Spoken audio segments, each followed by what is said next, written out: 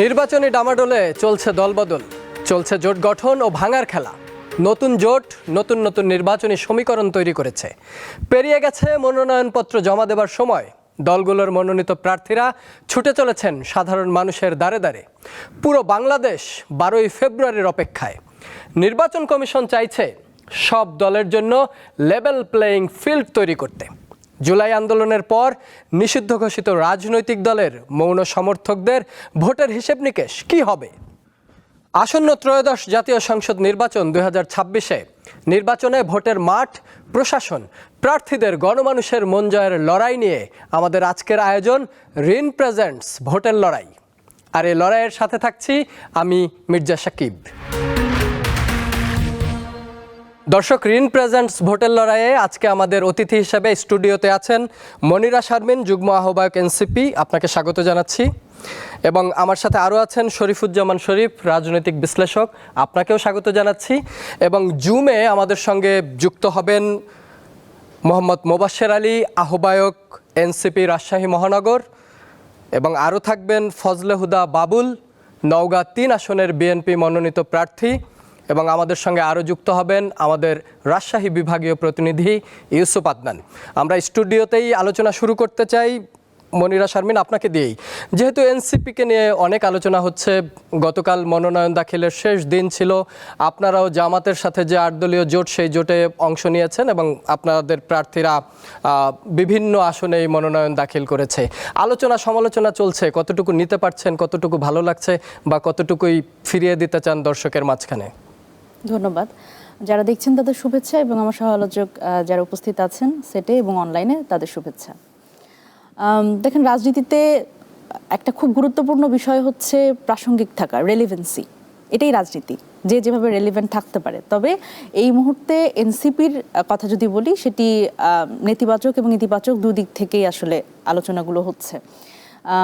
আলোচনা সমালোচনা তো আসলে নেওয়ার সক্ষমতা থাকতে হবে রাজনীতিবিদদের, এটি হচ্ছে সবচেয়ে গুরুত্বপূর্ণ বিষয়। এবং যৌক্তিকভাবে আসলে এই সমালোচনাগুলো করা, এটিও একটা গুরুত্বপূর্ণ বিষয়। এনসিপি জামায়াতের সাথে একটা রাজনৈতিক কৌশল হিসেবে তারা আসলে আসন সমঝোতায় গেছে, সেটি তো আমরা দেখছি এবং সেভাবে করে আসলে নির্বাচনী প্রচারণাও অনেকখানি এগিয়ে যাচ্ছে। তো সেই জায়গা থেকে আসলে আলোচনা সমালোচনা দুইটিই থাকবে, তো সেটি আমরা আসলে খুব স্বাভাবিকভাবেই নিচ্ছি। শুধু তো জামাত না, এই দলে আরও অনেকগুলো দল আছে, বা আপনাদের নিয়ে বেশি আলোচনা হওয়ার এই কারণ যে আপনারা জুলাইয়ের স্টেক হোল্ডার। আপনাদের নেতারা এক সময় বলেছিল যে আমরা 300 আসনে প্রার্থী দেব, বা আপনাদের এই দলের মৌলিকতা ধরে রাখা।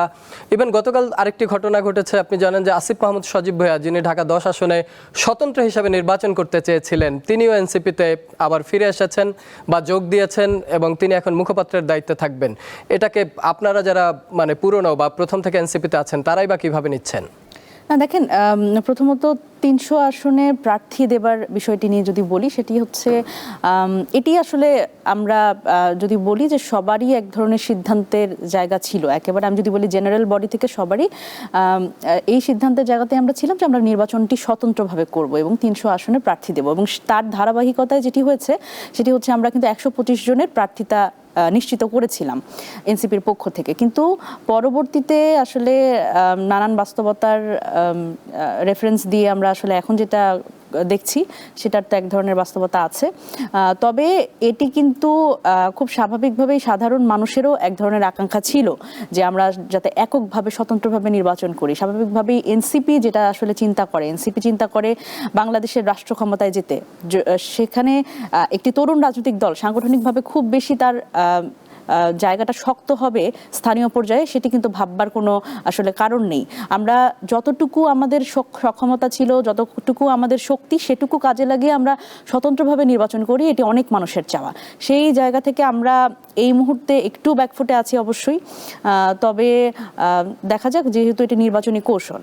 এবং দ্বিতীয়ত হচ্ছে আসিফ মাহমুদ সজীব ভুইয়া, তিনি আমাদের পুরনো সহযোদ্ধা। এবং আমি যদি বলি যে জুলাই আন্দোলনে, এই গণ অভ্যুত্থানে যেই চারটা মুখ, তার মুখ সেই চারজনের মধ্যে একজন। এবং আমরা তো আসলে জানি যে জুলাই এই আন্দোলনে তার যে ভূমিকা এবং তার যে সাহসিকতা, ঢাকা আসো যে কর্মসূচি, সেটি কিন্তু প্রত্যেকটি মানুষকে খুব বেশি উদ্বেলিত করেছে এবং প্রত্যেকেই আসলে তার জায়গা থেকে এক ধরনের রিস্ক নেওয়ার জন্য প্রস্তুত ছিল।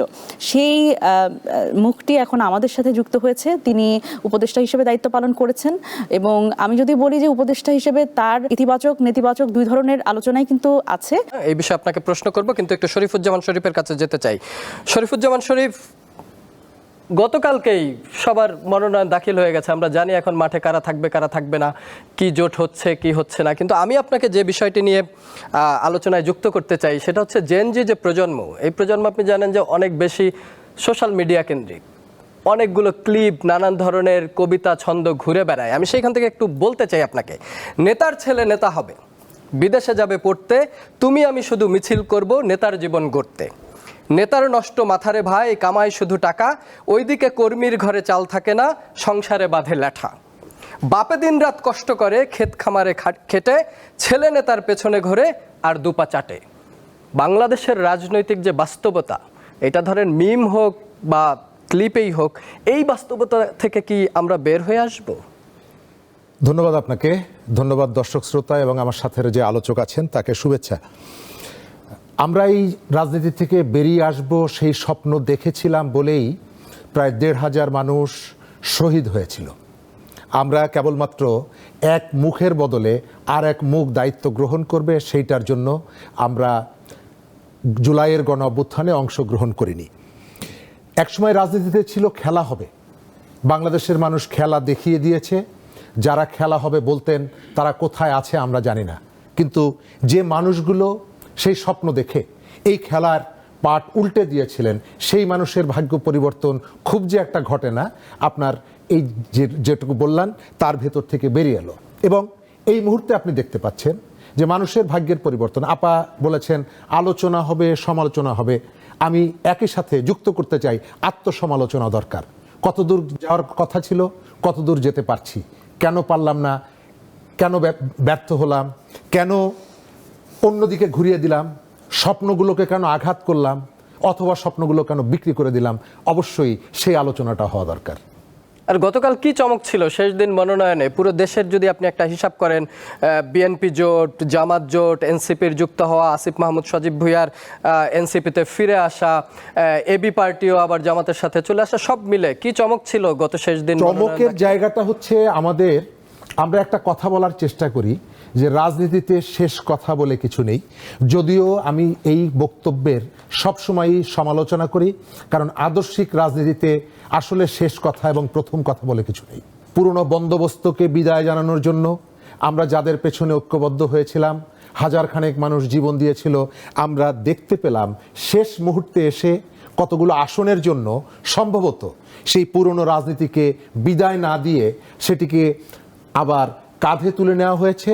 এবং যে কথাগুলো শুনে বাংলাদেশের অসংখ্য মানুষ নতুনের প্রত্যাশায় বুক বেঁধেছিল, সেই প্রত্যাশাটা অনেকের খান খান হয়ে গেছে। স্বপ্ন লুট হয়ে গেল কিনা মনিরা শারমিন? এই আন্দোলনের মধ্য দিয়ে আমরা যে স্বপ্ন দেখেছিলাম, এনসিপি বলেন, এনসিপিকে বাদ দেই, ধরুন নতুন প্রজন্মের যে রাজনীতি সেটা তো একটা আলাদা প্ল্যাটফর্মে দাঁড়ানোর কথা, সত্যিই কি দাঁড়ালো না শেষ পর্যন্ত? এই ক্ষেত্রে আমার মনে হয় যে এর আগ পর্যন্ত আমি হয়তো এই অবস্থানে থেকে হয়তো এটার একটা রিফিউট করতে চেষ্টা করতাম, তবে আমি এটা করব না। আমি ওই ভাই যেটা বললেন যে আত্মসমালোচনার জায়গা, দেখেন এতদিন রাজনীতিতে যেটা হয়েছে সেটা হচ্ছে প্রত্যেকটি দল তার দলের ব্যাপারে সবচেয়ে ভালো ভালো কথাগুলো বলেছে এবং সেটি অন্ধ এক ধরনের সমর্থন করেছে, কিন্তু সেই জায়গাটা ভাঙতেই তো আমাদের এই আন্দোলন বলেন, এই রাজনৈতিক চর্চার একটা পরিবর্তন আনবার জন্যই কিন্তু এই বৈষম্য বিরোধী ছাত্র আন্দোলন বলেন, এবং এই পরিবর্তনটা কিন্তু আমরা চেয়েছিলাম। তো এই গণ অভ্যুত্থানের পরে আমরা ভেবেছিলাম যে 5 আগস্টের আগের রাজনীতি এবং পরের রাজনীতির মধ্যে পার্থক্য থাকবে। সেই জায়গা থেকে আমি মনে করি যে সত্যিকার অর্থে এই আমি যদি বলি এনসিপির কথাই যদি ধরি, এনসিপির এই মুহূর্তে যে সিদ্ধান্ত, সেই সিদ্ধান্ত অনেক মানুষকে হতাশ করেছে এবং আমরাও যারা আছি আমাদেরও কিন্তু হতাশ করেছে। যেমন আমার নির্বাচন করবার কথা ছিল স্বতন্ত্রভাবে, যেটি আসলে আমি প্রথমেই বললাম যে আমাদের 300 আসনের প্রার্থী দেওয়ার কথা ছিল এবং আমাদের যতটুকু শক্তি আছে সেটুকু নিয়েই আমাদের আসলে আগানোর কথা ছিল। সেই জায়গা থেকে আমার নওগাঁ 5 আসন থেকে আমি এনসিপির মনোনীত প্রার্থী ছিলাম। কিন্তু যখন আমি দেখলাম যে আসলেই রাজনীতিতে এই যে শেষ বলে কিছু নেই, এই কথাটা আমি খুবই তীব্রভাবে বিরোধিতা করি। যে রাজনীতিতে প্রথমে নীতি থাকতে হবে, এটি রাজার নীতি না, এটা আসলে জনগণের নীতি। জনগণকে আমি আজকে একটি স্বপ্ন দেখাচ্ছি, আমি কালকে গিয়ে আমার ক্ষমতার প্রয়োজনে আমি যদি আসলে সংসদে যাওয়ার জন্য মানে কয়েকটা সিটের জন্য যদি আমি কম্প্রোমাইজ করে ফেলি, সেটি আসলে আমার কাছে রাজনীতি না। রাজনীতি মানে আসলে যে সাধারণ মানুষের প্রতি কমিটমেন্ট এবং দেশের প্রতি কমিটমেন্ট। একটা কথা ইদানিং খুব ঘুরছে ফেসবুকে, সেটা হচ্ছে যে ব্যক্তির থেকে দল বড়, দলের থেকে দেশ বড়। যখন কিনা মানে ধরেন ব্যক্তির থেকে যে দল বড়, দলের পক্ষে যখন আমার দাঁড়ানোর কথা, কিন্তু দল যখন আসলে একটি সিদ্ধান্ত, দল সবসময় ঠিক সিদ্ধান্ত নিবে এটিও কিন্তু না। দলের যদি কোনো সিদ্ধান্ত আমার কাছে ভুল মনে হয় এবং আমার মনে হয় যে গণ অভ্যুত্থানের কমিটমেন্ট এবং দেশের প্রতি আমার কমিটমেন্ট ভঙ্গ হচ্ছে, তখন কিন্তু আমি দলের সমালোচনাও করতে পারি। সেই স্বাধীনতাটা একজন রাজনীতিবিদের থাকা উচিত। দেখেন 17 বছরের এই নিপীড়ন কিন্তু মানুষ সহ্য করেছে এই একটি কথার উপরে যে বিকল্প নাই। সেই ক্ষেত্রে বিকল্প হয়ে যখন এনসিপি এত মানুষের আশা আকাঙ্ক্ষা প্রত্যাশা নিয়ে যখন মাঠে এসছে এবং মানুষকে সেই স্বপ্নটি দেখাতে পেরেছে এবং তরুণদের সেই রাজনৈতিক সচেতন রাজনীতির দিকে নিয়ে যেতে পেরেছে, সেই জায়গা থেকে কিন্তু একটা আশা ভঙ্গের মতো একটা সিচুয়েশন অবশ্যই তৈরি হয়েছে। আপনি নওগাঁর ভোটার, আমাদের সঙ্গে একজন অতিথি আছেন ফজলে হুদা বাবুল, নওগাঁ 3 আসনের বিএনপি সমর্থিত প্রার্থী। ফজলে হুদা বাবুল, আপনাকে স্বাগত জানাচ্ছি। আপনার সঙ্গে একটু কথা বলতে চাই। গতকাল মনোনয়ন জমা শেষ হলো নওগাঁ 3 আসনে, আপনার সাথে আসলে কারা কারা প্রার্থী হিসাবে থাকলো, আপনার ভোটের মাঠের আসলে কি অবস্থা, কোনো প্রতিকূলতা রয়েছে কিনা? ধন্যবাদ দীপ্ত টিভিকে এবং দীপ্ত টিভির সকল কলা কৌশল এবং আমার সহ আলোচক শরীফুজ্জামান শরীফ, মনিরা শারমিন সহ যারা এখানে উপস্থিত আছেন, সবাইকে শুভেচ্ছা। হ্যাঁ, আজকে সর্বশেষ ডেট ছিল আমার এখানে। তো জামাত মনোনয়ন জমা দিয়েছে, এর পাশাপাশি এনসিপির খবরটা আমি জানি না এখনো, যেহেতু জামাত দিয়ে দিয়েছে, সো এনসিপি থাকার কথা নয় এখানে। আর হাত পাখার খবরও আমি জানি না। তো মূলত জামাত এবং বিএনপিরই মনোনয়ন জমা হয়েছে। সেক্ষেত্রে আপনার জন্য কোনো চ্যালেঞ্জ রয়েছে কিনা, বা আপনি মনোনয়ন জমা দিতে গিয়ে বা এর আগে যে আপনার প্রচারণা চলছিল সেই জায়গায় কোনো ধরনের বাধার সম্মুখীন হয়েছেন কিনা, এবং নওগাঁ 3 আসনের আইন শৃঙ্খলা পরিস্থিতি আপনি কেমন দেখছেন? আমার মনোনয়নটা আমি জেলায় জমা দিইনি, আমার উপজেলাতেই, নিজস্ব উপজেলাতেই জমা দিয়েছি অন মহোদয়ের অফিসে। এবং মানুষ অনেক উৎসাহিত ছিলেন, অনেক উন্মুখ ছিলেন। আপনি জানেন যে বিগত 17 বছরের এই যে ফ্যাসিস্ট হাসিনার বিরুদ্ধে যে লড়াই সংগ্রাম, গণতন্ত্রের যে আপনার দ্বার উন্মোচন হলো, সেটা প্রথম ধাপ হচ্ছে ভোট। এরকম একটা ভোটের আয়োজন হতে যাচ্ছে, সাধারণ মানুষ খুবই উৎসাহিত। আমার কাছে পরিবেশ বেশ ভালো মনে হয়েছে, কারণ নওগাঁ জেলাটা অনেক শান্তিপ্রিয় জেলা, এখানে তেমন একটা কোনো সমস্যা আমরা দেখছি না। এবং এখানে আমি এবং জামাত অনেক স্টেজ একসাথে শেয়ারও করেছি কোন ধর্মীয় সভায়, এবং আমাদের সেই আন্তরিক সম্পর্ক বজায় রয়েছে। এবং আমার মনে হয়েছে যে জনগণ খুবই উৎসাহিত এবং ব্যাপকভাবে তারা ভোটদানে ভোট দেবার জন্য তারা উন্মুখ হয়ে আছেন। এটা একটা দিক। আরেকটা দিক হচ্ছে, আপনি জানেন যে বিএনপিতে বিভিন্ন আসনে কোন ছোটখাটো একটু সমস্যা ছিল, যেটাকে বিদ্রোহ হিসেবে দেখে অনেকে মিডিয়াতে, বিশেষ করে। এটা ওইরকম কিছু নয়, আমার এখানেও সেটা ছিল, এবং সেটাই আমরা সবাই এখন এক কাতারে দাঁড়ানোর একটা লাইনে আছি আমরা, এবং সবাই ঐক্যবদ্ধভাবে দেশের যে এই গণ অভ্যুত্থানের পর যে একটা গণতন্ত্র পুনরুদ্ধার হয়েছে, যেখানে, যেটা শারমিন পারফেক্টলি বলেছেন, যে তরুণদের একটা রাজনীতিতে আসবার সুযোগ। আমি কিন্তু এই আসনে প্রথম প্রার্থী, এবং আমি শারমিনদের বয়সেই রাজনীতিতে এসেছি। তো সেখান থেকে আজকে ভোট পেলাম 17 বছর পর। এবং এখানে অনেক তরুণরাও, আপনি জানেন যে অনেক একটা বিশাল অংশ, প্রায় 37% তরুণ ভোটার, এবং নারী ভোটার আমার আসনে পুরুষদের চেয়ে বেশি, প্রায় 51% নারী ভোটার। তারা খুবই উৎসাহিত, এবং আগামীর দিনে যেটা ওই শারমিনের কথাই আবার আসছি, যে জনগণকে যে স্বপ্ন দেখানো রাজনীতিবিদের একটা কাজ, সেই ভবিষ্যতের পরিকল্পনা, এবং সেই পরিকল্পনা, সেই প্ল্যানটা আমরা কিভাবে করব, এটা জনগণকে আমরা অবহিত করেছি। তবে মানুষ, আমার মনে হয়েছে যে ভোট দেওয়ার জন্য উন্মুখ হয়ে আছেন। পরিবেশ খুবই ভালো। আমি যেটা জানি, নওগাঁতে আমাদের বিএনপির সকল প্রার্থীরা তাদের মনোনয়ন সুষ্ঠুভাবে জমা দিতে পেরেছেন। অন্যান্য দলেরও অনেক উৎসবের মধ্যেই তারা মনোনয়ন জমা দিয়েছেন, এবং আমরা সবাই সেই গণতন্ত্র পুনরুদ্ধারের জন্য অপেক্ষা করছি। কাজেই রাজনীতিটা মানুষের উপকারে আসবে তখনই যখন গণতন্ত্র প্রতিষ্ঠা হবে, এবং যখন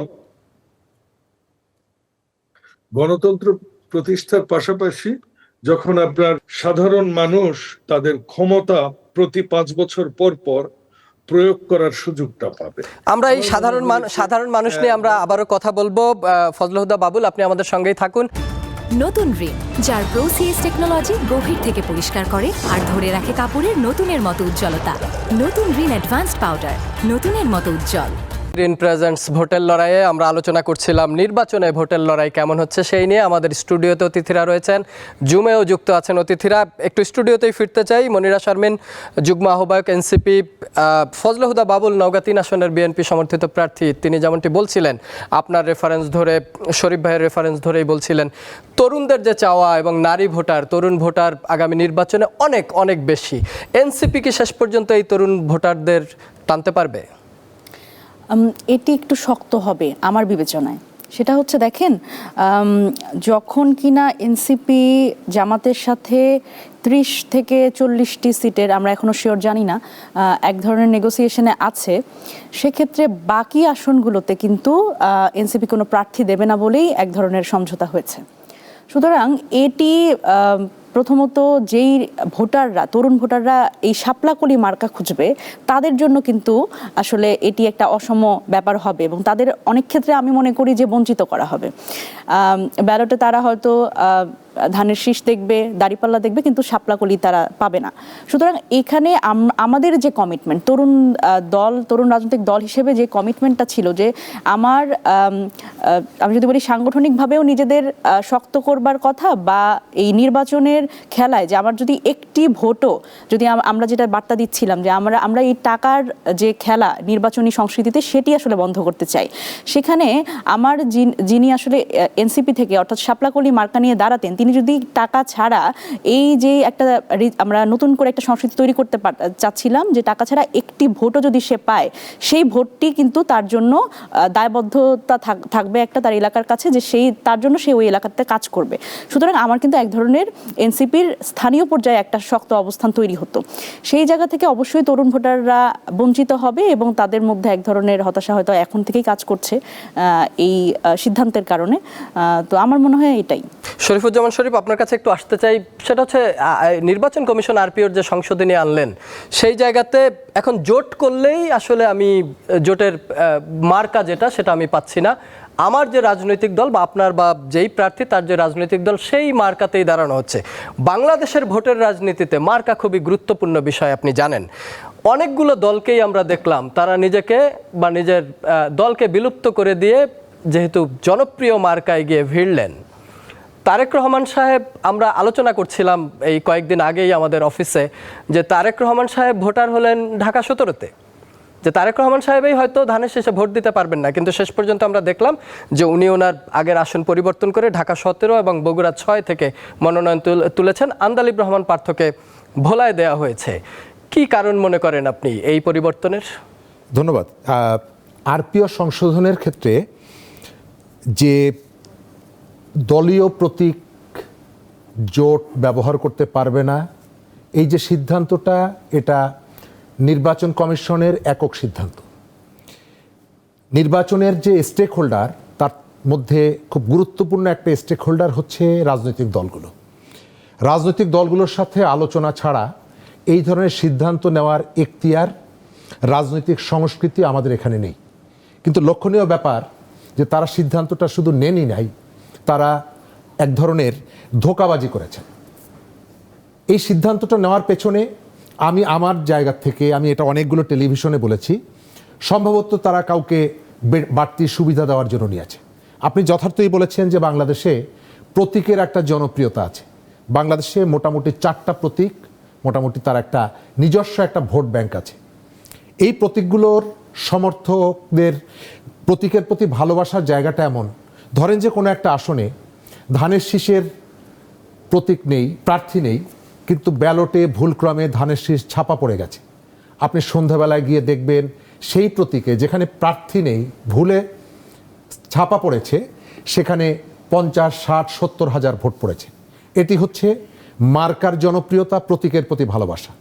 যখন রাজনৈতিক দলগুলো নির্বাচনে অংশগ্রহণ করবে এবং দেখা যাবে যে কোনো একটা জায়গায় ধানের শীষ নেই ব্যালটে, আর একটা অন্য সময়ের জনপ্রিয় প্রতীক নৌকা সেটি নেই, স্বাভাবিকভাবে যে মানুষটা ধানের শীষ খুঁজছেন কিন্তু সেখানে অন্য একজন প্রার্থীকে জোটগতভাবে মনোনয়ন দেওয়া হয়েছে, আমরা ধরে নিচ্ছি যে নাগরিক ঐক্যের মান্না ভাইয়ের যে প্রতীকটা আছে, সেই প্রতীকটা মান্না ভাইয়ের যতটুকু জনপ্রিয়তা, পরিচিতি, তার প্রতীকের পরিচিতি ততটা না, এটা অস্বীকার করা যায় না। মান্না ভাইয়ের মার্কা সম্ভবত কেটলি, চায়ের যে কেটলি। আমাদের জুনায়েদ সাকি ভাই, তিনি যতটুকু পরিচিত ভোটারের কাছে, তার প্রতীকটা মাথাল অতটা পরিচিত না। সুতরাং ওই আসনে ভোটাররা গিয়ে প্রথম যখন ধানের শীষ দেখবে না, স্বাভাবিকভাবে তার ওই আসনে যে নির্বাচন করছে কেতলি নিয়ে অথবা মাথাল নিয়ে অথবা কোনো জোট থেকে, ওই দিকে তার মনোযোগটা না গিয়ে তার মনোযোগটা চলে যাবে ওইখানে তার পরিচিত মার্কা কি আছে, দাঁড়িপাল্লা আছে। এই যে আসনগুলো বিএনপি ছেড়ে দিয়েছে এবং রাজনৈতিক দলগুলোর ভেতর থেকে অন্যান্য দলগুলো যে আসনে দাঁড়াচ্ছে, সেখানে প্রত্যেকটি জায়গায় একটা স্বাভাবিক প্রক্রিয়ায় দাঁড়িপাল্লা একটা বাড়তি বিপুল সংখ্যক ভোট এটা যুক্ত হবে। এবং এটা আমার পর্যবেক্ষণ হচ্ছে সরকার অনেকগুলো বিষয়ে পলিটিক্যাল পার্টির সাথে আলোচনা করে সিদ্ধান্ত গ্রহণ করেছে। কোথাও কোথাও রাজনৈতিক দলগুলোর ভিন্ন মত তারা গ্রহণ করে সিদ্ধান্ত পরিবর্তন করেছে, কিন্তু এই জায়গাটায় দেখা গেছে ইলেকশন কমিশনে বিএনপির পক্ষ থেকে স্মারকলিপি দিয়ে এই সিদ্ধান্তের আপত্তি জানানো হয়েছে এবং তারা বলেছে যে রাজনৈতিক দলগুলোর সঙ্গে যখন বৈঠক হয়েছিল তখন এই সিদ্ধান্ত ইলেকশন কমিশন জানায়নি, তারপরেও তারা সিদ্ধান্ত নিয়েছে। এবং তার থেকে গুরুত্বপূর্ণ হচ্ছে আমাদের যে ক্যাবিনেটের যে বৈঠক, সেই বৈঠকে খুব স্বল্প সময়ের মধ্যে এই বিষয়টিকে অনুমোদন দিয়ে তড়িঘড়ি করে গেজেট প্রকাশ করার ভেতর থেকে পুরো ঘটনাটাকে যদি আপনি একটা একটা পাশাপাশি রাখেন, তাহলে ধরে নিতে পারি যে যে সিদ্ধান্তটা এসেছে তার পেছনে একটা রাজনীতির সূক্ষ্ম খেলা আছে। কোনো একটি পক্ষকে প্রতীক সংক্রান্ত একটা বাড়তি সুবিধা দেওয়ার জন্য এটি করা হয়েছে, কারণ বাংলাদেশের অন্যের প্রতীক নিয়ে নির্বাচন করার অহরহ উদাহরণ আছে। 18-র যে নির্বাচন, সেই নির্বাচনে কিন্তু জামাত ইসলাম ধানের শীষ মার্কা নিয়ে নির্বাচনেও প্রতিদ্বন্দ্বিতা করেছিল, যদিও তখন যে জোট গঠিত হয়েছিল সেই জোটের আরও অনেক দলের অনেক মার্কা ছিল। আন্দালিব রহমান পার্থর যে গরুর গাড়ি, তখন কিন্তু গরুর গাড়ি ছিল, কিন্তু সেই সময় জামাত কিন্তু গরুর গাড়ি নেয়নি। ধানের শীষটা কেন নিয়েছে? কারণ মার্কার যে সব সুবিধাটা, সেই সুবিধাটা গ্রহণ করার এক ধরনের, তাদের নিজস্ব প্রতীক ছিল না, দাঁড়িপাল্লা নিজস্ব প্রতীক ছিল না, ওই সময় নির্বাচন করতে পারেনি দাঁড়িপাল্লায়, কিন্তু তারা জোটের অন্যান্য যে দল তাদের প্রতীক না নিয়ে ধানের শীষ নেওয়ার কারণ হলো তারা একটা সুবিধা পাবেন এই ধারণার থেকে এটি নিয়েছেন। সুতরাং আজকে ওই ধানের শীষ না থাকার কারণে সেই সুবিধাটা চলে যাবে সম্ভবত দাঁড়িপাল্লার ঘাড়ে। এখন সরকার, ইলেকশন কমিশন সম্ভবত এটি আগের থেকে অনুধাবন করেছে, তা না হলে এই ধরনের তড়িঘড়ি করে সরকারের অনেক সিদ্ধান্ত সেটিকে বাস্তবায়নের জন্য গেজেট প্রকাশ করতে দীর্ঘ সময় নেয়, কিন্তু এই জায়গায় বৈঠকের মাত্র 2 দিনের মাথায় গেজেট প্রকাশের মধ্য থেকে সম্ভবত সরকার এই আলোচনাটা এখানে থামিয়ে দিতে চায়। এখন 24-এর এই আন্দোলনের পর শেষ পর্যন্ত আসলে মার্কা গুরুত্বপূর্ণ নাকি প্রার্থী গুরুত্বপূর্ণ হয়ে দাঁড়াবে, এই বিষয়গুলো হয়তো ঢাকাতে না বোঝা গেলেও ঢাকার বাহিরের যে রাজনীতি সেখানে একটা ফ্যাক্টর হয়ে দাঁড়াতে পারে। আমরা একটু জুমের যে আমাদের অতিথিরা রয়েছেন তাদের সঙ্গে একটু যুক্ত হতে চাই। মোহাম্মদ মোবাশ্বের আলী, আহ্বায়ক, এনসিপি রাজশাহী মহানগর, আমাদের সঙ্গে জুমে তিনি যুক্ত হয়েছেন। মোবাশ্বের, আপনি তো শুনছিলেন আমাদের স্টুডিওর আলোচনা। আপনি এনসিপির রাজশাহীতে প্রার্থী, এনসিপির যে মার্কা শাপলাকলি, রাজশাহীতে শাপলাকলি মানুষের কতটা কাছে যেতে পেরেছে, বা এই যে মার্কা, যেমনটি শরীফুজ্জামান শরীফ বলছিলেন যে মার্কা একটি গুরুত্বপূর্ণ, শাপলাকলি কি মানুষের হৃদয়ে বা মানুষের ন্যূনতম যে জায়গা, সে জায়গা কি এখন পর্যন্ত নিতে পেরেছে বলে আপনি মনে করেন? আসসালামু আলাইকুম, ধন্যবাদ সবাইকে। সহ-আলোচক যারা আছেন, আমাকে শুনতে পাচ্ছেন নিশ্চয়ই? সবাই শুনতে পাচ্ছি। আপনাদের স্টুডিওতে সম্ভবত দুইজন আলোচক আছেন। আমি জুমে একজন বড় ভাইকে দেখতে পাচ্ছি, সম্ভবত নওগাঁর নওগাঁ 3 আসনের বিএনপি সমর্থিত প্রার্থী ফজলে হুদা বাবুল ভাই তো আছেন। আমি আলোচনা শুনছিলাম। আমার কিছু আলোচনা শুনতে গিয়ে আমি একটা জিনিস আপনাদেরকে নোট দিই, সেটা হচ্ছে আমি রাজশাহীতে আমার নির্বাচন করার ব্যাপারে কথা ছিল, কিন্তু গতকালকে জোট হওয়ার কারণে, আপনারা জানেন যে জামাত ইসলামীর সাথে আমাদের জাতীয় নাগরিক পার্টির জোট হয়ে যাওয়ার কারণে যে স্পেসিফিক আসনগুলো আমাদের দলকে দেওয়া হয়েছে, তার মধ্যে আমাদের রাজশাহীর কোনো 6টি আসনের কোনো আসনই আমাদেরকে আমরা পাইনি আসলে। তো আচ্ছা। সেক্ষেত্রে এই রাজশাহীতে শাপলাকলির নির্বাচনের যে মোটামুটি একটা আমাদের আকাঙ্ক্ষা ছিল বা আমাদের প্রচেষ্টা ছিল, সেটা মূলত এটা আর হয়তোবা সফলতার মুখ দেখবে না এই মুহূর্তে। তারপরেও বর্তমান প্রজন্ম এই জুলাই আন্দোলনের পরে আমরা যখন জুলাই পদযাত্রা করেছি, তখন আমরা দেখছি যে এই নতুন প্রজন্মর মধ্যে আমাদের এই যে জুলাইয়ের যে শীর্ষ নেতৃবৃন্দ সহ সারা বাংলাদেশে প্রত্যেকটা জেলায় জেলায় যখন ছুটে গেছে, তাদের প্রতি যে রেসপন্সটা দেখে আমরা খুবই অনুপ্রাণিত হয়েছি। এবং আমরা পরবর্তী সময়ে যখন আমাদের দলীয় কার্যক্রম আমাদের স্থানীয়ভাবে পরিচালনা করছি, তখন বুঝতে পারছি যে এই প্রজন্মের এই যে জুলাইয়ের যে আন্দোলন হলো, এখানে বিগত 17 বছর আপনারা জানেন যে এই যে ফ্যাসিবাদী রাষ্ট্র কাঠামো যে আমাদের বাংলাদেশের রাজনীতিতে জেঁকে বসছিল, এই যে ফ্যাসিবাদী আপনার 15 বছর, এই 15 বছরের এই ফ্যাসিবাদ পতন আন্দোলনের ক্ষেত্রে বড় রাজনৈতিক দলগুলো যখন ব্যর্থ হচ্ছিল, তখন বৈষম্যবিরোধী আন্দোলনের মাধ্যমে আমাদের নেতৃবৃন্দরা যে আন্দোলনের ডাক দিয়েছিল, তার মাধ্যমে আন্দোলনের বিজয় অর্জন হয়। এবং পরবর্তী সময়ে আমাদের নেতৃবৃন্দ একটি রাজনৈতিক দল গঠন করার অভিপ্রায় নিয়েই জাতীয় নাগরিক পার্টি গঠিত হয়। জাতীয় নাগরিক পার্টি গঠনের সময়টা খুবই স্বল্প সময়। একটি রাজনৈতিক দল গঠিত হওয়া, তারপরে সেটাকে মাঠ পর্যায়ে লঞ্চ করা, সবকিছু মিলে যে প্রস্তুতি বা যে সময়টুকু প্রয়োজন হয়, এটার আমরা যে সমস্ত রাজনৈতিক দলগুলোর সাথে এখন আমাদেরকে রাজনৈতিক প্রতিদ্বন্দ্বিতা যেতে হচ্ছে, তাদের এক একটার বয়স সম্পর্কে আপনাদের জানা আছে। স্বাধীনতা উত্তর বাংলাদেশের পুরো সময়টা এই সমস্ত রাজনৈতিক দলগুলো রাজনীতি করে আসছে, আর আমাদের রাজনৈতিক দলের বয়স মাত্র 1 বছর মতো হয়েছে। সেক্ষেত্রে আমাদের এই প্রজন্মের আমাদের প্রতি ভালোবাসার যে উষ্ণ উত্তাপ, এটা আমরা পাচ্ছি। বাট সেটা ভোটের রাজনীতিতে এখন জোটের রাজনীতি শুরু হয়েছে। এই জোটের মাধ্যমে আমরা শেষ পর্যন্ত যখন একটা ফলাফলের দ্বার প্রান্তে যাবে, তখন আমরা বুঝতে পারবো। কিন্তু আমি আপনার চ্যানেলের যিনি সহ-আলোচক, সম্ভবত শরীফুদ্দিন ভাই আছেন নাকি, নাম শরীফুজ্জামান শরীফ আছেন, হ্যাঁ, শরীফুজ্জামান শরীফ আছেন, উনি একটা কথা বললেন যে এই যে আরপিও সংশোধনের মাধ্যমে ইন্ডিভিজুয়াল আমাদের প্রতীকে যে নির্বাচন, এই নির্বাচন নিয়ে নির্বাচন কমিশন একটা স্পেসিফিক দলকে সুবিধা দেওয়ার জন্য এই যে সংশোধনটা করছে, এর জন্য আমি ওনার কাছে একটা প্রশ্ন করতে চাই যে ধানের শীষ কয়টি আসন মূলত তারা ছাড়ছেন আসলে সারা বাংলাদেশে এ পর্যন্ত? আমার জানা মতে 8 থেকে 10টা আসন ওনারা ছাড়ছেন, এবং যে কয়টা দলকে প্রার্থী দিছে, ম্যাক্সিমাম দলকে বিলুপ্ত করে তাদেরকে প্রার্থী দিছে। এটা বাংলাদেশের রাজনীতির জন্য, বিএনপিকে আমরা বহু দলীয় গণতন্ত্রের প্রবর্তক হিসেবে আমরা জানি, কিন্তু এবারই আমরা প্রথম খুবই বিস্ময়ের সাথে লক্ষ্য করলাম যে বিএনপির মতো একটি রাজনৈতিক দল,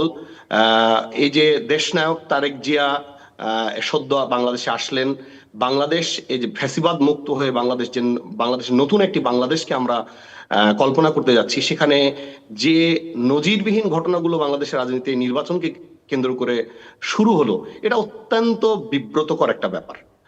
গণ অধিকারের মতন একটা দলের সাধারণ সম্পাদক দল থেকে বহিষ্কার, পদত্যাগের নাটক মঞ্চায়ন হলো।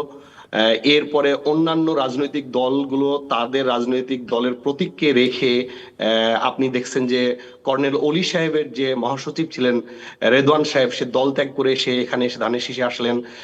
তারপরে অন্যান্য সবগুলো মিলে আমি যতটুকু জানি, আমি যতটুকু ইনফরমেশন আছে, যে বিএনপি 300 আসনের মধ্যে সর্বোচ্চ 8টি কি 10টি জায়গাতে ধানের শীষ থাকবে না, তাছাড়া সবই তারা ধানের শীষের মধ্যে নিয়ে আসছে।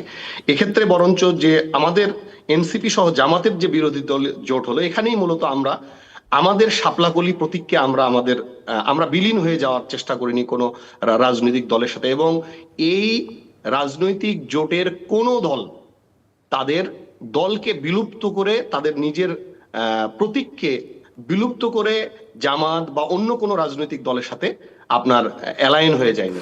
মোহাম্মদ মোবাশ্বের আলী, আপনি যে কথাটি বলতে চাচ্ছেন এই বিষয়টি একদমই পরিষ্কার। আমি শরীফুজ্জামান শরীফের কাছে আপনি যে প্রশ্নটি করেছেন সেটির উত্তর চাইব। তার আগে আমি আরেকটি বিষয় বলতে চাই যে আপনাদেরকে যারা দল হিসাবে পছন্দ করেছিল বা যারা ভোট দিত, আপনাদের প্রতি যাদের ভালোবাসা ছিল, আপনাদের জোটের কারণে তাদের ভালোবাসা এখন জামাতের প্রার্থীদের কাছে চলে যাচ্ছে। ভোটের লড়াইয়ে আসলে অনেক কিছুই হয়, তাই হয়তো হচ্ছে। শরীফুজ্জামান শরীফ, আপনি যদি ওনার প্রশ্নের জবাব দেন ছোট্ট করে। ধন্যবাদ। আমি ইলেকশন কমিশনের এই সিদ্ধান্তে জামাত লাভবান হবে এটা বলার কারণে সম্ভবত তাকে একটু আহত করেছে। শুধু ওইটা না, উনি আরেকটি কথা বলেছেন, যেহেতু বিএনপি বহুদলীয় গণতন্ত্রের প্রবক্তার দল বিলুপ্ত করে যোগ দেয়। যে জায়গাটায় বলেছেন, আমি সেই জায়গায় আসছি। বলেন। বিএনপি প্রথম দিকে সিদ্ধান্ত ছিল, আলোচনা ছিল যে অন্তত 50টা আসন তারা বিভিন্ন তার সহযোগীদেরকে ছেড়ে দেবে, এবং তখনই কিন্তু সিদ্ধান্তটা এই ধরনের এসেছে যে নিজস্ব প্রতীকের বাইরে নির্বাচন করা যাবে না। সম্ভবত এটা বোঝার পর যে কোনো একটা রেসপন্সিবল রাজনৈতিক দল স্বাভাবিকভাবে সতর্ক হয়ে যাবে। রাজনৈতিক দল বিলুপ্ত করে বিএনপিতে যোগদানের ঘটনাটা, এটা আমার কাছে দেখতে পাচ্ছি অনেকটা অতিরঞ্জিত। রাশেদ খান তিনি কিন্তু কোনো দল বিলুপ্ত করে যাননি, তার গণ অধিকার পরিষদ ঠিকই আছে। এলডিপির রেদওয়ান আহমেদ তিনি কিন্তু তার দল বিলুপ্ত করে যাননি, তার দলটা ঠিকই আছে। শাহাদাত হোসেন সেলিম তার দল বিলুপ্ত করেছেন। এলডিপির দলের সংখ্যা প্রায় 4টি। সুতরাং কোনো দল বিলুপ্ত করে সবাই বিএনপিতে চলে গেছে, বিএনপি তাকে একেবারে বুক পেতে গ্রহণ করেছে, দল বিলুপ্ত করার যে অভিযোগটা, এটি সঠিক না, এটা এক ধরনের প্রোপাগান্ডা। দ্বিতীয় জায়গাটা, আপনি আমাদের যার প্রশ্নটার কথা বলেছেন, ওনারা 300 আসনে নির্বাচন করতে গিয়ে 35টি আসন নিয়ে বাকি সমস্ত আসনগুলোই তো বিলুপ্ত করে দিলেন যাদেরকে নির্বাচনের মাঠে নামিয়েছেন। সুতরাং রাশেদ খানের একজনের বিলুপ্তির থেকে এই যে 250 বা 270 জনের বিলুপ্তি, এটি কি আরও সাংঘাতিক না? অবশ্যই সাংঘাতিক। দীর্ঘদিনের একটা স্বপ্ন লালন করেছেন, অসংখ্য মানুষের বুকের মধ্যে যে স্বপ্নটা আপনি জাগিয়ে তুলেছিলেন গত 1 বছর, সেটাকে আপনি 35টা আসনের বিনিময়ে, যে রাজনীতিটা আপনার ছিল বেসিক জায়গা, আপনি বিকল্প রাজনীতি গড়তে চান, নতুন বন্দোবস্ত করতে চান, আপনি চলে গেলেন সেই বিএনপির সাথে যারা দীর্ঘদিন একসাথে ক্ষমতায় ছিল, ক্ষমতা চর্চা করেছে, পার্লামেন্টে ছিল, ভাগাভাগি করে নারী আসন ভাগাভাগি করে নিয়েছে তাদের সাথে। কিন্তু আপনি তো সেই বিএনপির রাজনীতিকেই ওন করলেন, একটু ঘুরিয়ে পেঁচিয়ে। আজকে যদি শেখ হাসিনার সেই রেজিমটা থাকতো, জামাত এবং বিএনপির মধ্যে বিভাজন কি হতো? কখনোই না। বিএনপির যে অভিযোগগুলো আছে, সম্ভবত সবগুলো অভিযোগ জামাতের সঙ্গে নাই, কিন্তু বিএনপি এবং জামাত তো হাতে হাত ধরে চলেছে দীর্ঘদিন।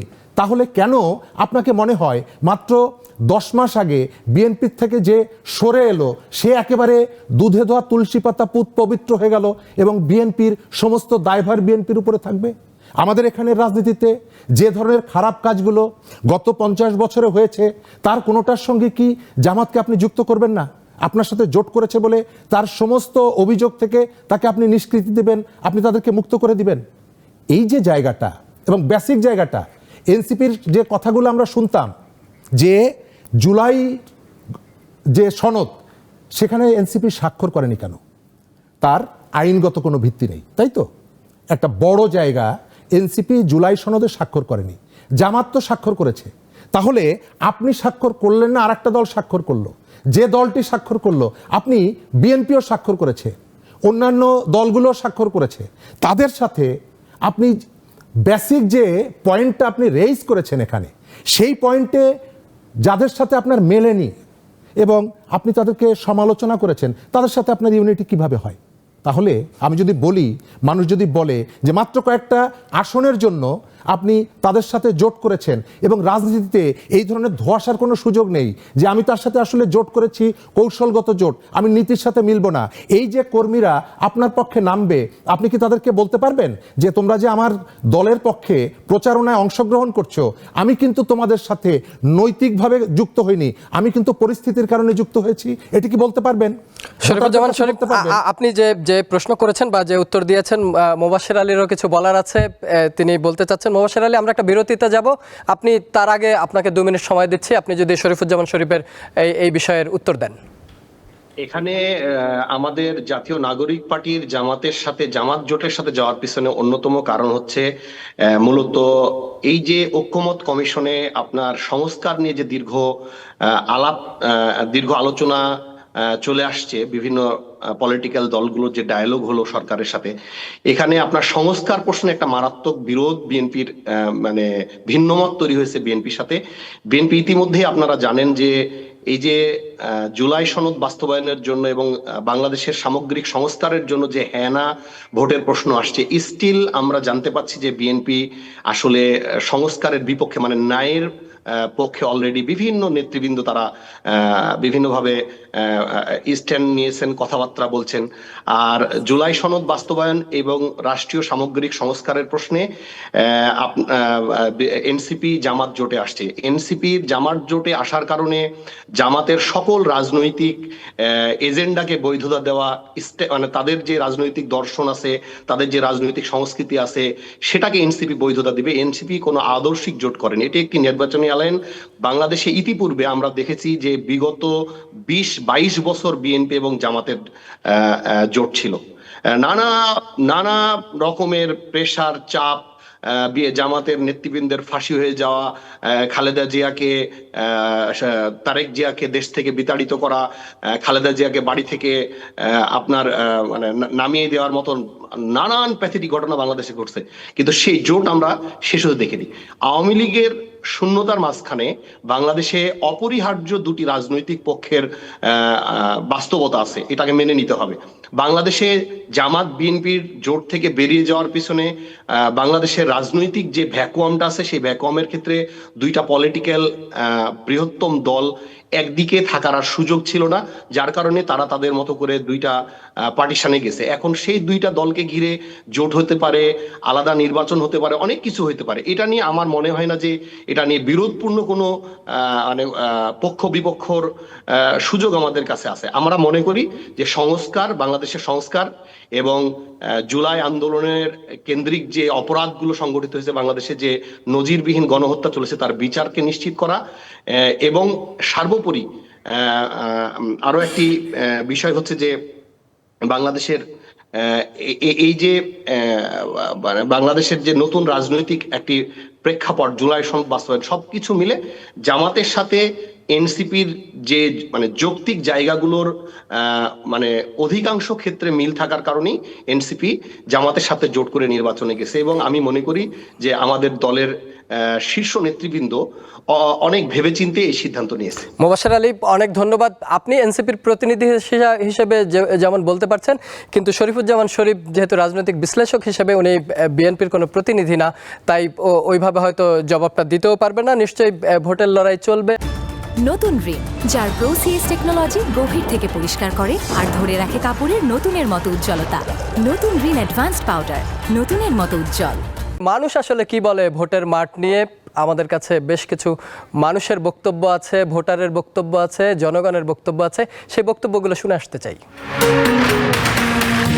ভোটের কেন্দ্রে যা সবাই আনন্দের উৎসবে যেন ভোট দিতে পারি, সব দলই বিরোধ যেন না থাকে, হানাহানি মারামারি ছাড়া সুষ্ঠুভাবে যেন ভোট কেন্দ্রে যেতে পারি এবং আমার নিজের পছন্দের মতো প্রার্থীকে যেন ভোট দিতে পারি। দেশের হিসাবে যেভাবে চলবে মানুষ সেভাবে তাই চালাতে পারে যান, সেরকম আমরা লোক চাচ্ছি ইলেকশনের জন্য। দেশের জন্য উন্নত করবে, দেশকে ভালোবাসে, দেশ দরদি, তাদেরকে আমরা চাই।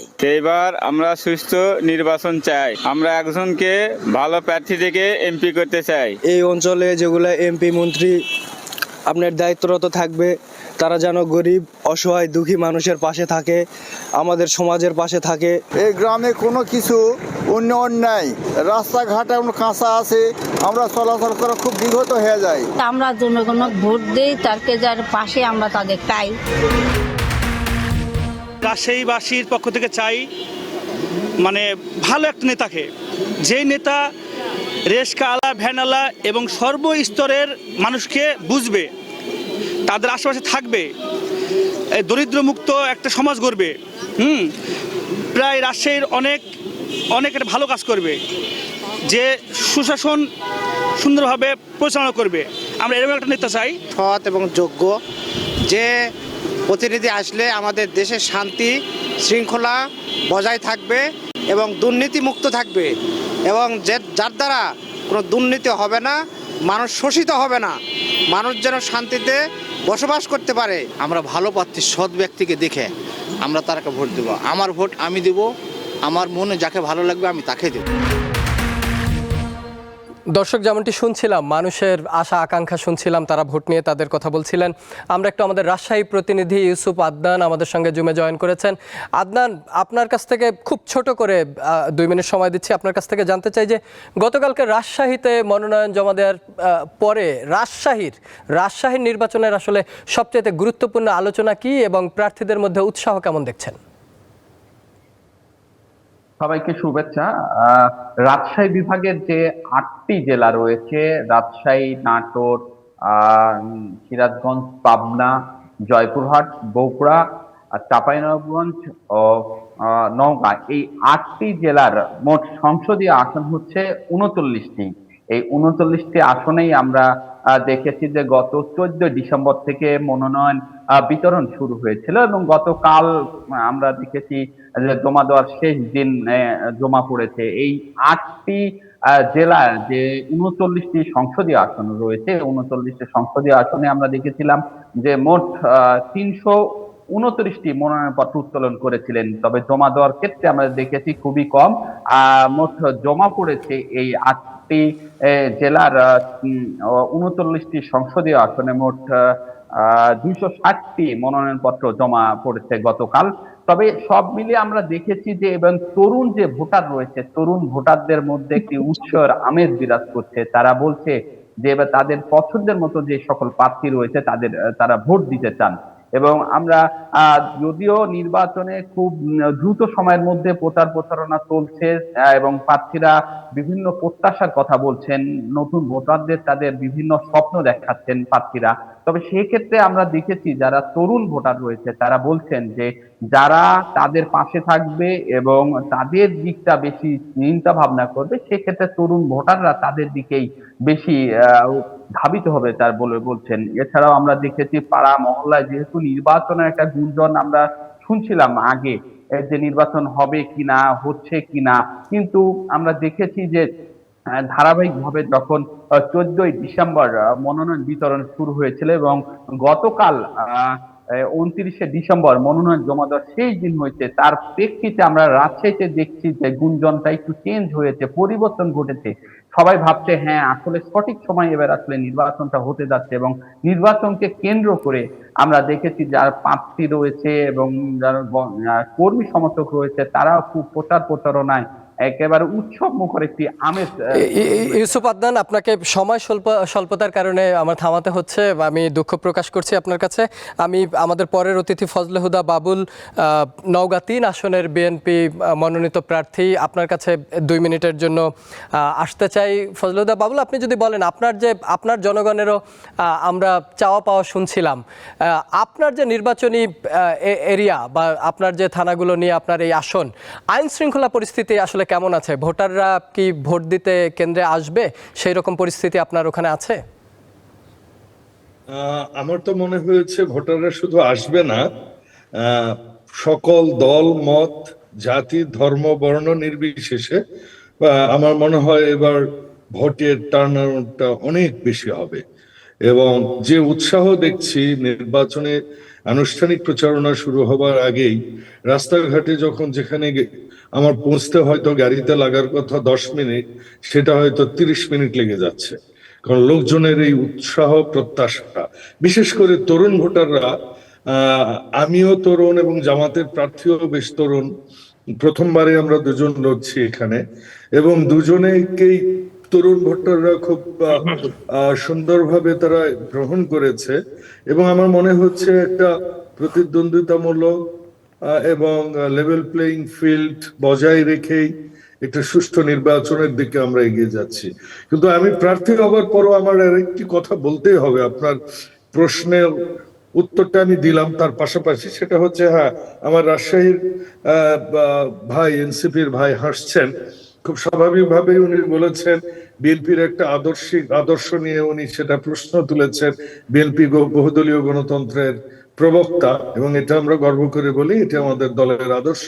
সেখানে ওই এটার ব্যাখ্যা যদিও শরীফুজ্জামান শরীফ সাহেব দিয়েছেন, কিন্তু আমি একটু ওনাকে বলতে চাই যে এটা যে যে দলের ইচ্ছা তারা কি করবেন। এটা বিএনপি কাউকে প্রেসার দিয়ে বিএনপি ক্ষমতায় থেকে কিন্তু নির্বাচন করছেন না, বরঞ্চ আমরা এখনো মনে করি এনসিপির একটা অংশ এখনো ক্ষমতায়, এবং সেটাই কিন্তু বিভিন্ন মিডিয়াতে ভাসছে। মেইন স্ট্রিম মিডিয়াতেও একটা কথা এসেছে যে একজন বর্তমান উপদেষ্টার তার প্ররোচনায়, তার উপদেশে এবং তার প্রচেষ্টায় জামাত এবং এনসিপি এক হয়েছে। আর অতীতের উপদেষ্টাদের কথা এটা সবাই জানে, রাতের কফির টেবিলে বসা, এটা আপনারা ভাই ভাই মিলে, যেমন আমরা দেখেছি যে এই গতকালকে আমার মনে হয় মাহফুজ সাহেবের স্ট্যাটাসে এটা একদম ক্লিয়ার হয়ে গিয়েছে যে অভিযোগটা আমরা আগে করতাম যে এনসিপির প্রতিনিধি সরকারে আছে, মাহফুজ সাহেব তার স্ট্যাটাসে ক্লিয়ারলি বলেছেন যে এনসিপি কে তিনি কিভাবে সহায়তা করেছেন, কিভাবে উনি তাদেরকে বিভিন্ন দিক নির্দেশনা দিয়েছেন। ফজল হুদা বাবুল, আপনাকে ধন্যবাদ জানাচ্ছি। আমাদের সময় স্বল্পতার কারণে একটু মোবাশ্বের আলী, আপনার কাছ থেকে একটু ছোট্ট করে 2 মিনিট শুনতে চাই। আপনাদের বিরুদ্ধে ছোট করে অভিযোগ এনেছেন, ভোটের লড়াই আসলে অনেক আলোচনাই হবে, অনেক অভিযোগই আসবে, কিন্তু শেষ পর্যন্ত আমরা কি জবাব দেই, আপনার জবাবটা শুনতে চাই। আমার শ্রদ্ধেয় বড় ভাইকে 30 সেকেন্ড দেন, উনি বলতে চান, আমার থেকে ওনাকে 30 সেকেন্ড দেন, সমস্যা নেই। ভাই বলুন, ভাই বলেন আপনি। এনসিপি রাজনীতিতে আসবার সময় আমাদের যে প্রত্যাশা ছিল, আমি তারপরও তাদের জন্য শুভকামনা করি, অল দ্য বেস্ট বলি, কিন্তু শেষ কথা হচ্ছে কি, ওই এনসিপি, জামাত, হাত পাখা, এবি পার্টি, যতগুলাই বলেন আসলে সবই শাখা প্রশাখা, সবাই গুপ্ত বাহিনী। আর শেষ কথাটা হচ্ছে, যিনি আদা খাবেন উনি ঝালে বুঝবেন, এটা জাতি বিচার করবে, খাচ্ছেন কারা ঝাল বুঝছেন। ধন্যবাদ। ধন্যবাদ ভাইকে। আমি আমার কথা শুরু করি, সেটা হচ্ছে যে আমরা বিগত দিনে জাতীয় রাজনীতির যে চিত্র দেখেছি, জামাত এবং বিএনপির এই আদা খাওয়া ঝাল বোঝার 17 বছর আমরা দেখেছি। আমরা এই রকম কোনো পরিস্থিতির দিকে বাংলাদেশকে আর দেখতে চাই না। আমরা বাংলাদেশকে একটি সহাবস্থানের বাংলাদেশ দেখতে চাই। বাংলাদেশ এই যে জনগণ রাস্তায় নেমে এসে যেভাবে ফ্যাসিবাদ মুক্ত করেছে, রাজনৈতিক ব্যর্থতার পরে জনগণ স্বপনীত হয়ে ছাত্রদের ডাকে রাস্তায় নেমে যেভাবে বাংলাদেশকে মুক্ত করেছে, বাংলাদেশকে স্বাধীন করেছে, নতুন করে এই বাংলাদেশকে আমরা আবার স্বপ্ন দেখছি। আমরা এই যে 10-12 বছর যে পলাতক জীবনের মধ্যে ছিলাম, ফেরারি জীবনের মধ্যে ছিলাম, জেল খেটেছি, মামলার মধ্যে পড়েছি, সাজাপ্রাপ্ত হয়েছি, আমরা সেই বাংলাদেশে আর কোনো রাজনৈতিক দল ফিরে না যাক, আবার নতুন করে যেই সরকারে আসুক কেউ ফ্যাসিস্ট না হয়ে উঠুক, এটাই আমাদের নতুন প্রজন্মের রাজনীতির প্রত্যাশা। নতুন প্রজন্ম যে এক্সপেকটেশন নিয়ে বাংলাদেশের রাজনৈতিক দলগুলোকে সহায়তা করেছে, মাঠ পর্যায়ে এসে জীবন দিয়ে, শিশু, বৃদ্ধ, আবাল বৃদ্ধ বনিতা যে জীবন দিয়ে বাংলাদেশকে মুক্ত করেছে, আমরা চাই যে বাংলাদেশের বিএনপি জোট ক্ষমতায় আসুক, জামাত জোট ক্ষমতায় আসুক, যে জোটই ক্ষমতায় আসুক, তারা জনগণের কাছে জবাবদিহিতামূলক একটি সরকার কায়েম করবে এবং জনগণের সরকার কায়েম করে জনসেবার সরকার কায়েম করবে। কেউ নতুন করে বাংলাদেশে কোনো খবরদারি রাজনীতি, নতুন করে আবার ফ্যাসিবাদ, নতুন করে কোনো রাষ্ট্রের তাবেদারি করা, কোনো রাষ্ট্রের আধিপত্যকে কোনো ওয়েলকাম না করা, আওয়ামী লীগ যেটা করেছে, নতুন করে আর কি আওয়ামী লীগ হয়ে বাংলাদেশ উঠবে না, এই প্রত্যাশা আমাদের। বাংলাদেশে একটি সহাবস্থানের বাংলাদেশ দেখতে চাই, ঐক্যমতের বাংলাদেশ দেখতে চাই। অনেক ধন্যবাদ মোবাশ্বের আলী আপনার মতামতের জন্য। আমরা একটু স্টুডিওতে ফিরতে চাই। শরীফুজ্জামান শরীফ, আপনার কাছে ফিরতে চাই। মনোনয়ন দাখিল হয়ে গেছে, এখন সময় আছে, কেউ কেউ হয়তো মনোনয়ন উইথড্র করবে, কে মাঠে থাকবে, এটা কয়েকদিনের মধ্যেই বোঝা যাবে। কিন্তু শেষ পর্যন্ত ভোটের লড়াইয়ের যে ভোট, এই ভোটের যে আস্থা মানুষের প্রতি, একদিনে 2 ভোট, আস্থা কি তৈরি হয়েছে? ধন্যবাদ। প্রথমত এখন পর্যন্ত ভোটের যে পরিবেশটা আমাদের এখানে বিভিন্ন সময় আমরা দেখেছি যে উৎসব মুখরতা, সেটা এখনো প্রতিষ্ঠিত হয়নি। মানুষের মনের মধ্যে এক ধরনের শঙ্কা আছে, এক ধরনের ভয় আছে, এক ধরনের ভীতি আছে। আবার নির্বাচনকে ঘিরে নানা ধরনের অপপ্রচারও আছে। এই যে একটু আগে আপনাকে আমি জিজ্ঞেস করেছিলাম যে আমাদের রাজশাহীর যে বন্ধুটি যুক্ত হলেন এবং তিনি প্রকাশ্যে মিডিয়াতে বলছেন যে বিএনপি না ভোটের পক্ষে ক্যাম্পেইন করছে। আমি ভেবেছিলাম মনিরুল এই বিষয়টিকে তার কাছে জানতে চাইবে, আপনি একটা রাজনৈতিক দল যখন বিলং করেন, মিডিয়াতে সেই ধরনের বক্তব্য দেওয়ার সময় অবশ্যই আপনাকে এভিডেন্স থাকতে হবে। তা না হলে আমাদের পুরনো যে রাজনৈতিক সংস্কৃতি আমরা বিদায় করার কথা বলছি মিডিয়াতে এসে, তাহলে সেটি বিদায় করলাম না। আমি যখন সুযোগ পেলাম, আমি যখন দেখলাম যে আমার এই স্টেটমেন্টটাকে কন্ডেম করার মতন কেউ নেই, আমি একটা রাজনৈতিক দল সম্পর্কে এক ধরনের বিষোদ্গার করলাম, এক ধরনের মেসেজ দিয়ে দিলাম। আমরা এখানে সহনশীলতা চাই, কিন্তু আপোষের জায়গাটা আমরা চাই না। কিন্তু আমরা সেটি দেখতে পাচ্ছি 24-এর শেখ হাসিনার আমিডামির নির্বাচনে মেজর আখতারুজ্জামান অংশগ্রহণ করেছিলেন। আমি জানি না তিনি, আমাদের রাজশাহীর যে বন্ধুটি নতুন দিনের স্বপ্নের কথা বলছেন, মেজর আখতারুজ্জামানের জামাত ইসলামে ফিরে আসাটাকে উনি কীভাবে দেখছেন। শেখ হাসিনার রেখে যাওয়া যে ধরনের আবর্জনাগুলো এক এক করে বিভিন্ন জায়গায় যাচ্ছে, দীর্ঘদিন সৌদি আরবে মসি জাতীয় পার্টির নেতা হিসাবে শেখ হাসিনার সহযোগিতা নিয়ে রাষ্ট্রদূত ছিলেন, সম্ভবত তিনিও হাত পাখা মার্কায় নির্বাচন করছেন যারা এখানে জোট করছে। অর্থাৎ আওয়ামী লীগ থেকে যারা পালিয়ে গেছে, যাদেরকে রেখে গেছে, তাদেরকে আমরা আমাদের প্রয়োজন অনুযায়ী আমাদের পকেটের মধ্যে ভরছি এবং যখন সুযোগ পাচ্ছি তখন মনে হচ্ছে আপনাকে এই সুযোগটাকে যদি ব্যবহার করে আপনাকে যদি গায়ে একটু কাদা ছড়িয়ে দেওয়া যায় তাহলে আমি রাজনৈতিক লাভবান হবে। এটা কিন্তু 24শে জুলাইয়ের যে রাজনৈতিক সংস্কৃতির যে শিক্ষা, সেই শিক্ষার সাথে এটি মিলছে না।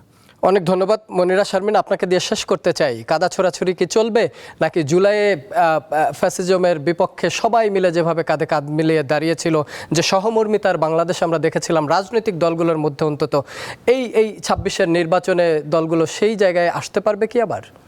দেখেন, এটির উত্তর যখন আমি দিতে চাই তখন আসলে আমার এই পুরো নির্বাচনী প্রক্রিয়াটা যারা আসলে মনিটর করছেন তাদের দিকে আসলে প্রশ্ন করার প্রয়োজন। দেখেন, আমরা মানে খুব বেশি দিন হয়নি একটা মর্মান্তিক হত্যার আমরা দেখেছি আমাদের চোখের সামনে। ঢাকা 8 আসনে এককভাবে যিনি নির্বাচন করতে চেয়েছিলেন হাদি, তো আমরা দেখলাম যে প্রকাশ্যে তাকে কিভাবে করে হত্যা করা হয়েছে, গুলিবিদ্ধ করা হয়েছে, এবং তার বিচার কিন্তু এখনও শাহবাগে আমরা চাইছি।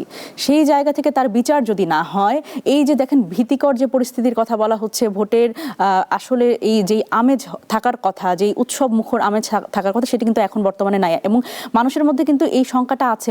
আজকে পর্যন্ত আমার এই প্রশ্ন শুনতে হচ্ছে যে আপা নির্বাচনটা কি হবে? এটি তো হবার কথা ছিল না, যেখানে আসলে এতদিন মানে এখন একেবারে আমরা ভোটের ট্রেনে উঠে গেছি। সেই জায়গা থেকে আমার মনে হয় যে সরকারের পক্ষ থেকে অনেক বেশি প্রোঅ্যাক্টিভ ভূমিকা পালন করা উচিত এবং হাদির এই বিচারটা এটি আসলে আমার মনে হয় যত দ্রুত সম্ভব এটি একটা প্রেসিডেন্ট সেট করা উচিত। না হলে দেখেন, আমরা যখন আমাদের তরুণ রাজনৈতিক দল হিসেবে আমরা যখন মাঠে যাচ্ছি, এই যে বিপ্লবীদের মধ্যে যে ভীতি, এক ধরনের ভীতি ঢুকিয়ে দেওয়া হয়েছে, এটি কিন্তু আমাদের জন্য খুব ভয়ঙ্কর একটা ব্যাপার। এবং এই নির্বাচনকে ঘিরে যখনই কথা শুরু হয়েছে এই হাদির হত্যার পরে, কিন্তু এই ধরনের অনেক কথা আমরা শুনছিলাম যে এরপরের টার্গেট অমুক, এরপরের টার্গেট অমুক। তো এই জিনিসগুলো কিন্তু আসলে প্রত্যাশিত না, এবং সেটি যখন আবার ইলেকশন কমিশনের পক্ষ থেকে খুব লিগালাইজ করে ফেলা হয়, খুব লেজিটিমেসি দেওয়া হয় যে নির্বাচনকালীন সময়ে এই ধরনের ঘটনা ঘটতেই পারে, এই ধরনের দায়িত্বশীল পদে থেকে এই ধরনের কথা বলা যায় না। এবং এই জায়গাটা যত দ্রুত অ্যাড্রেস করা যাবে, আইন শৃঙ্খলা পরিস্থিতি যত শক্ত করা যাবে, তত মানুষের মনে এই আস্থাটা তৈরি হবে এবং সেই উৎসব মুখর ভোটের দিকে আমরা নিশ্চয়ই যেতে পারব। অনেক অনেক ধন্যবাদ মনিরা শারমিন, যুগ্ম আহ্বায়ক এনসিপি। ধন্যবাদ জানাচ্ছি শরীফুজ্জামান শরীফ, রাজনৈতিক বিশ্লেষক, এবং জুমে আমাদের সঙ্গে যারা যুক্ত ছিলেন আপনাদেরকেও ধন্যবাদ জানাচ্ছি। ভোটের লড়াই আসলে জমে উঠবে, মাত্র প্রথম ধাপ শেষ হলো, মনোনয়ন জমা দেওয়ার মধ্য দিয়ে এই ধাপটি শেষ হয়েছে, শুরু হবে আসল লড়াই। এখন সিদ্ধান্ত চলে যাবে ভোটারের হাতে। সেই বাস্তব চিত্রই আমরা তুলে ধরব রিন প্রেজেন্টস ভোটের লড়াইয়ের মাধ্যমে। প্রতি সোম এবং মঙ্গলবার রাত 11:35 আয়োজন নিয়ে আমরা আপনাদের সঙ্গে থাকব। আজকে যারা দেখছিলেন দর্শক, সবাইকে ধন্যবাদ জানিয়ে আগামী পর্বের জন্য আমন্ত্রণ জানিয়ে শেষ করছি। রিন প্রেজেন্টস ভোটের লড়াই।